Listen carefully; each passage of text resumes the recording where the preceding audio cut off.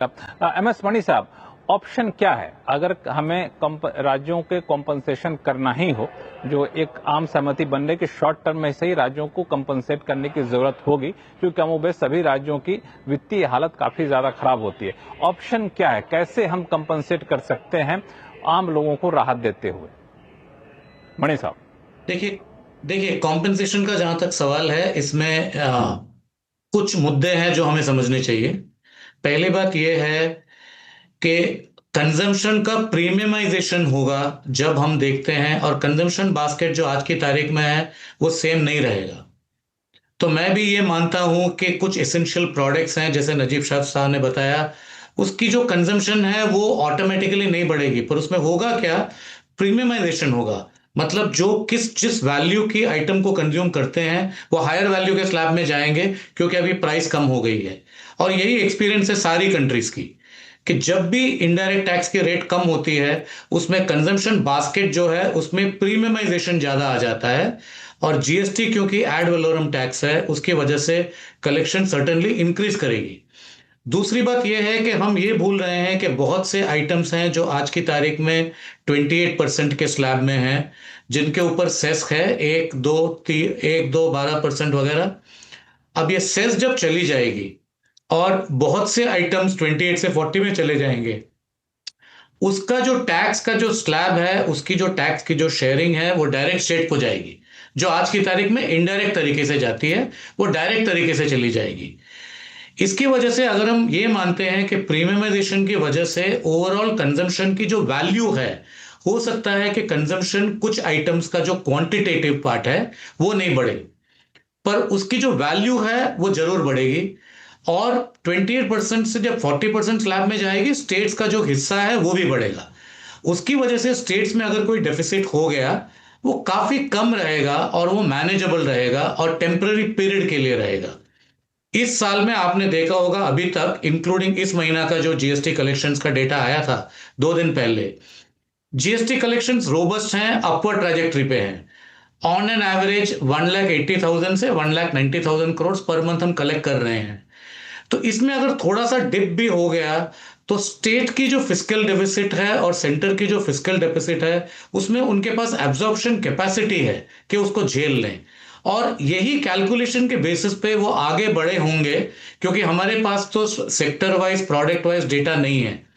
पर जो policy makers हैं, वो डेफिनेटली उन्होंने सिनेरियो बिल्डिंग किया होगा कि अगर हम रिड्यूस करते हैं तो क्या क्या संभावना हो सकती है, उसके बेसिस पे वो आगे बढ़ रहे हैं। इसलिए मैं ये मानता हूं कि ये रेवेन्यू लॉस का जो इश्यू है स्टेट्स का, डेफिनेटली जेन्युइन इश्यू है, स्टेट्स को कंसर्न है इसके ऊपर। पर ये एक टेम्पररी ब्लिप रहेगी जो 1, 2, 3 महीने में निकल जाएगी, और उसके बाद में जीएसटी कलेक्शन की ट्रैजेक्टरी 2 लाख करोड़ के पार निकल जाएगी। तो ये आपने बिल्कुल सही कहा, लेकिन एक चीज आपने कही कि सेंटर स्टेट दोनों फाइनेंशियली इतना वाकई समर्थ हैं क्या कि कंपनसेशन नहीं भी मिले तो वो अपने फाइनेंस को चला सकते हैं? रस्तोगी साहब, ये एक ऐसा इशू है कंपनसेशन सेस कि लोगों को सुनने में लगता है तकनीकी तौर पे, लेकिन ये आम लोगों की पॉकेट से जुड़ा होता है। चूंकि अगर राज्यों को मुआवजा सही से दिया जाएगा, तभी जीएसटी कट का फायदा भी लोगों तक पहुंचेगा। देखिए, जब कॉम्पनसेशन सेस की बात की जाती है लक्ष्मण जी, तब ऐसे जो प्रोडक्ट्स थे जो 28% पर टैक्स होते थे, उनके ऊपर कॉम्पनसेशन सेस लगता था। वो कॉम्पनसेशन सेस सेंटर के पास आता था और वो कॉम्पनसेट करता था लॉस को स्टेट के, अगर उनको होता है तो। और वो देखा जाता था बेस ईयर 2015-16 सर, जहां पर 14% का कंपाउंडेड एनुअल ग्रोथ रेट को देखा जाता था कि डिटरमिन करने के लिए कि कॉम्पनसेशन उनको देने की जरूरत है कि नहीं, पहली चीज। दूसरी चीज, जब अभी हम बात करते हैं तो ऐसे बहुत सारे प्रोडक्ट्स हैं जो 28% से 40% पर जाएंगे। तो जो स्टेट को पहले 28% में, तो किसी भी जब हम सेंट्रल जीएसटी और स्टेट जीएसटी की बात करते हैं, तो करीब स्टेट का उसमें पोर्शन होता है 50%, वो अपना पूरा स्टेट का रखता है, और 41% ऑफ द सेंटर भी उसको मिलता है। तो करीब 70% जो पोर्शन है वो स्टेट के पास जाता है। अब अगर आप 70% की बात करें, तो ये जो प्रोडक्ट्स हैं जो 28% से अब 40% पर जाएंगे, तो 40% का अगर 70% आप देखोगे तो 28% होता है। तो विच मींस ये जो प्रोडक्ट्स हैं इनसे स्टेट को स्ट्रेट 28% आएगा। 28% आने का मतलब है कि उनका जो लॉस होने का अनुमान है वो कम होता है, और स्टेट्स को ये अरिथमेटिक समझनी चाहिए। दूसरी बात ये है कि आज जो हम ग्रोथ की बात कर रहे हैं, देखिए आप लास्ट क्वार्टर देखिए, प्रधानमंत्री जी ने भी बताया कि इंडिया की ग्रोथ रोबस्ट है, कंजम्पशन का पैटर्न बढ़ता है, क्योंकि जो हमारी परचेजिंग पावर है वो बढ़ती है, हमारी स्पेंडिंग कैपेसिटी बढ़ती है। तो जरूरी नहीं है कि मुझे टूथ ब्रश ही खरीदना है, टूथ पेस्ट ही खरीदना और मैं कितनी बार करूंगा, मगर जब मेरी सेविंग्स बढ़ती है, जब मेरी परचेजिंग पावर कैपेसिटी बढ़ती है, तो मैं और चीजें खरीदता हूं। मैं होटल में जाके खाना खाना शुरू कर सकता हूं, मैं कुछ चीजें ऐसी खरीद सकता हूं। और इसीलिए जो प्रोडक्ट्स हैं, जैसे आप बात कर रहे हैं आज हम गाड़ियों की, जो 1200 सीसी से कम की गाड़ियां हैं या 350 सीसी से कम की बाइक्स हैं, या ये जो आपके सारे वाइट गुड्स हैं, इनकी सेल जनरली देखी जाती है कि धनतेरस और दिवाली के दौरान ये सेल बढ़ती है। तो अब अगर ये एकदम से इन पर थोड़ा सा प्राइस का बेनिफिट मिलेगा कंज्यूमर को, तो एक मार्केट में सर्कुलेशन ऑफ मनी भी होगा, और कंज्यूमर ये चाहेगा कि जब ये चीज आज रेट कम है तो उसका बेनिफिट लिया जाए। तो ओवरऑल पर्सपेक्टिव से भले ही वो 2 बार ब्रश नहीं करेगा, हम मानते हैं, मगर वो जब उसकी परचेजिंग पावर बढ़ जाएगी तो वो स्पेंड करने की, उस चीज को खरीदने की वो इच्छा जो रखता था, वो उस इच्छा को पूरी करेगा, मनी सर्कुलेशन में आएगा। और हाँ, रस्तोगी साहब इसमें दो बातें हैं कि इसमें दो चीजें हैं। राज्यों को ये भरोसा दिलाना होगा कि आपको नुकसान नहीं होगा। उसका 2 तरीका है। पहला तरीका यह है कि आप कागजों पर ग्राफ बना के दिखा दीजिएगा, आपको नुकसान नहीं होगा। दूसरा तरीका है, चलो 5 महीने 6 महीने देख लेते हैं, आपको 5-6 महीने तक के लिए नुकसान होगा तो हम भरपाई करेंगे, आप रेट कट हो जाने दो।